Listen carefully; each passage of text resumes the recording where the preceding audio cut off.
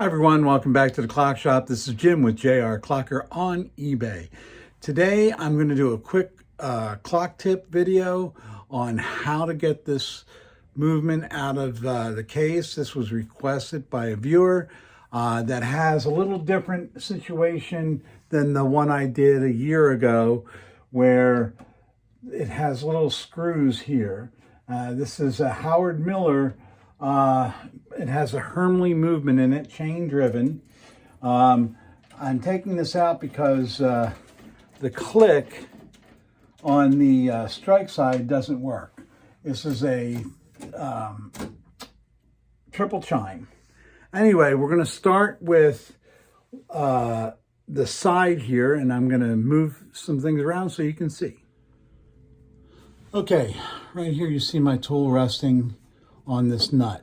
Now there's one on this side and one on the other side in the same position. You need to take them out first. I'm going to do this blind. Let me sneak in here. There we go. All right. This is the first thing you have to take out because, and I know you can't see me, I'll try to. I never get the camera in these tight shots right in the right spot. Anyway, this is a seat board, and what you're doing is you're taking the bolt out of the seat board. And obviously this one has never been taken out before because it's very, very tight. But in order to get this front plate off, all you really need to do is get the seat board off, move the movement back a little, so this piece of wood here can get past the hand nut and the hands and the dial and the little decorations here in the dial. That's what we're trying to accomplish right now. And let me get the rest of this out, because there are also long screws, and I'm doing this with my offhand, so looks like I got this one pretty much close. I'll get the other one. Here it is. I'll get the other one, and there's a lock washer. No, just a washer. I thought there was a lock washer, but there's not. Anyway, I'll put this aside and I'll get the other one and then we'll go from there. Okay, I got both sides off. Now the idea is just to move this back a little bit. If you can see me moving it back. All right, so I moved it back. And now it should be easy for me to get this board out because this board actually has a lip down here. I'll make sure that you can, a lip right in here that holds it in.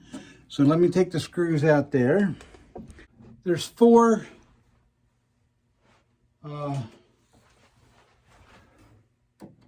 Phillips head screws, and this one is Phillips head. Most of them are Phillips head. So I'm going to take them out.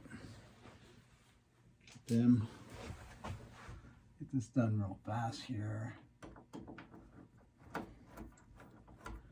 Now this is a clock we bought off the street. We didn't pay a lot for it, but I actually sat here and ran it for about a week. So it runs. I haven't tried to strike. The strike chain can't work because I can't put a weight on these chains. The click is broken. Anyway, I'll put that side. So this comes up and then it comes down. Just push back a little bit, and now you got that board out of the way. I hope you saw that. And at this point you can take the movement out. And this was made in 1983.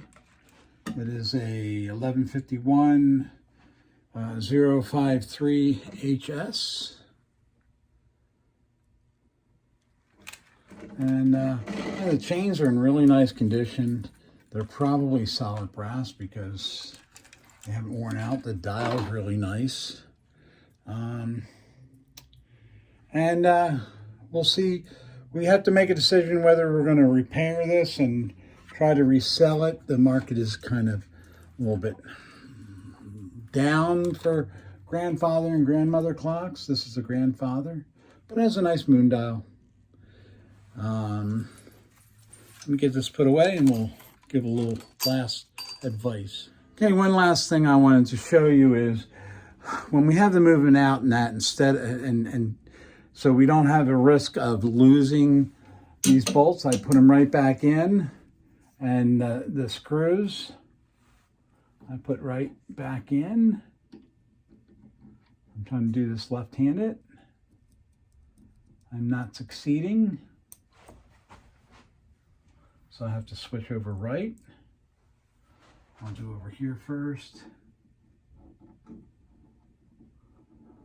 And you don't have to go all the way and just, so they don't fall out.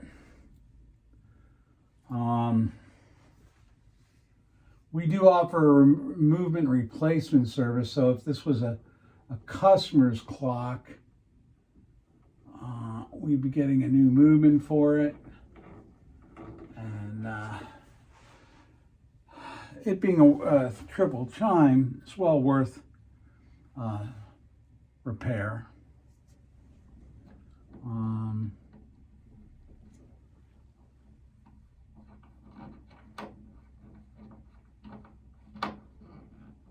This one here, if I have to put a new movement in it, it's questionable whether it's worth putting in the shop.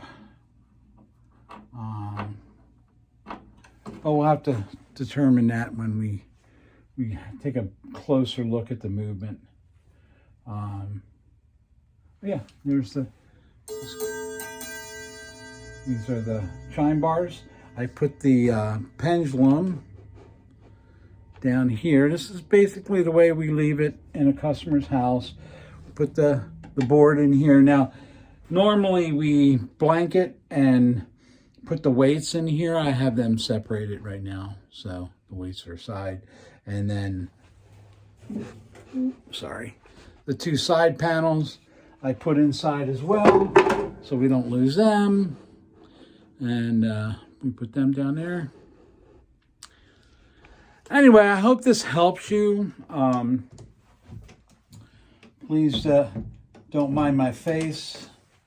I'm still recovering from the chemo or whatever they call it when I have pre-cancer. They want to kill it. Anyway, but things are going really well. Getting ready to shut down for Christmas vacation. We're closed at the clock shop from December 22nd to January 2nd. So I can get some work done. We can get some organization done. Because this place, I mean, we're just so crazy busy. It's unreal.